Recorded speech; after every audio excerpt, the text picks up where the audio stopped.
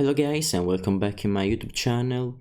Today a video a little bit different from the past.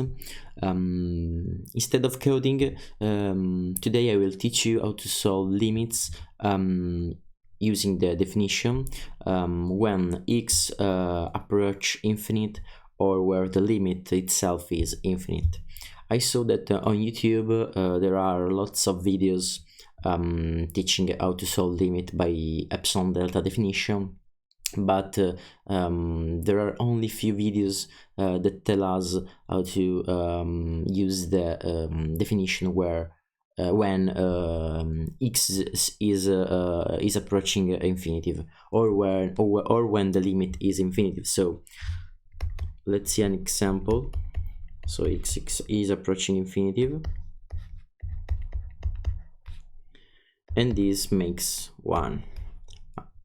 So we know that x0 is infinity, which is not a real number, and L is 1, which is a real number. So by the definition we know that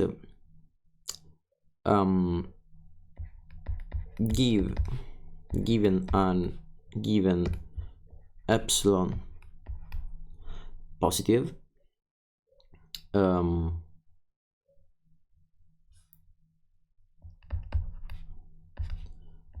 x plus 1 minus 1 is less than epsilon. And this is the definition because this is our fx and this one is our L, and this is true for x measure of b, where b is a real number. So focus on this. What we can do first, write here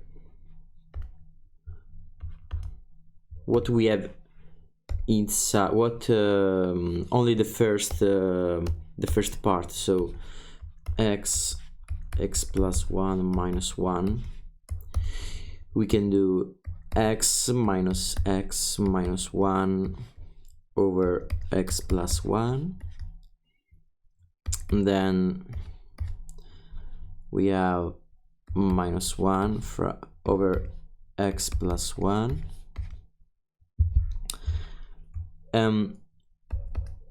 Here we have 1, and here we have x plus 1 in the absolute value, but we have to consider that x is approaching infinitive. So in this absolute value x is positive, and a thing that is positive plus 1 still remains positive. So this is a positive quantity. We can cancel the absolute value, and we can write here 1 over x plus 1. And if we remember that what we have written here, we know that this quantity is less than epsilon, because we start there, and this is less than epsilon because we say that by using the definition. So also this quantity is less than epsilon. And now if we reverse this, so we write x plus 1 over epsilon, so x minus 1. And if we go back to the definition, what we said, we say that x must be measured data number must be measure of b, where b is a real number. And what we obtained here is that x is measure of this real number. So our b is 1 over epsilon minus 1.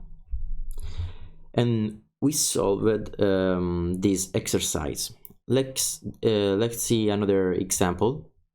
The other example is this: 1 over x squared when x approaches 0 it's equal to infinite.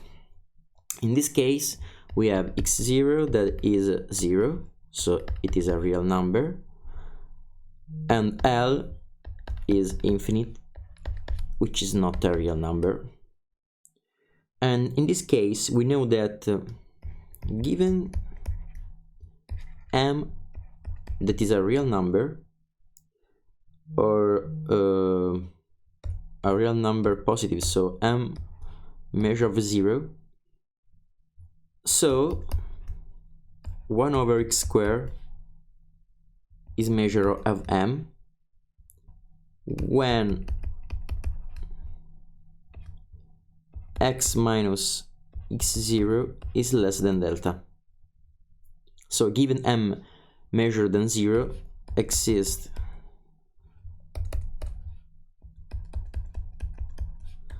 delta measure than 0, and we have this, but x0 is 0, so we can write here absolute value of x less than delta.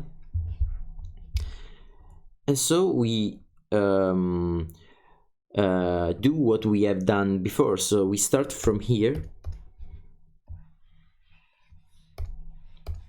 We can reverse this, so we can write x squared minus 1 over m.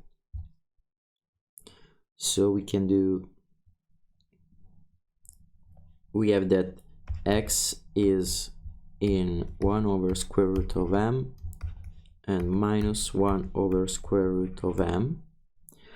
And over there, if we remember the definition of absolute value, we know that x is between delta and minus delta. And if we compare these two, we know that x is in this interval, and so we can conclude that our delta is 1 over square root of m, when m is a given number positive, what we want. We can also go on GeoGebra to see what we have done. Let's check our first example. So here we are in GeoGebra. Let's write our function x plus 1 and our limit, which is 1. Please red line. Okay. Now, for example, choosing epsilon 0.2, 1 minus 0.2, we have this blue line.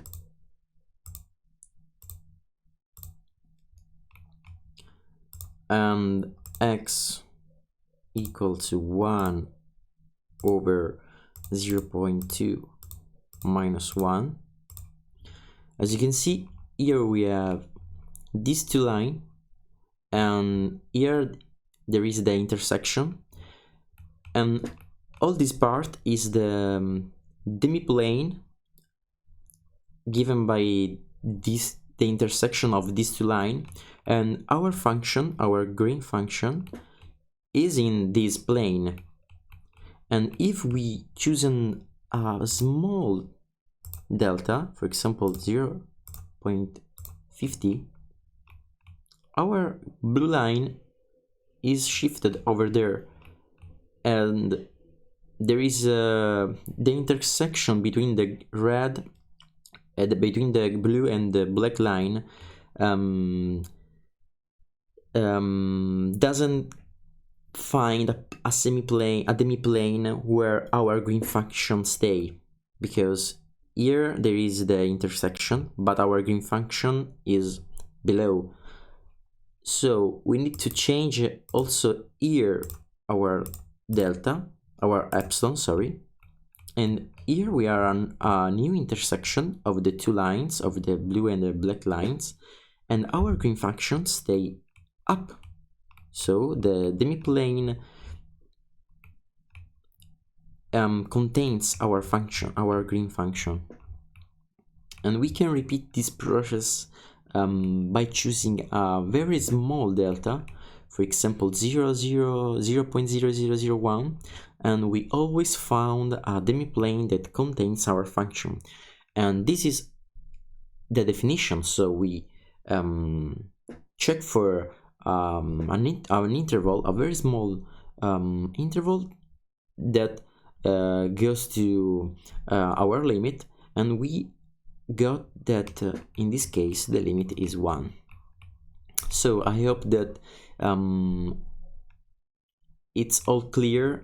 If you have some exercise or some question about this, for example also the classic definition, so the epsilon delta definition, or maybe other math exercise, tell me in the comment, and I will try to answer you making another video. Thanks to everyone for the large number of subscription. I'm very happy. I hope to go faster than the last year. Thank you guys, and see you on the next video. Bye.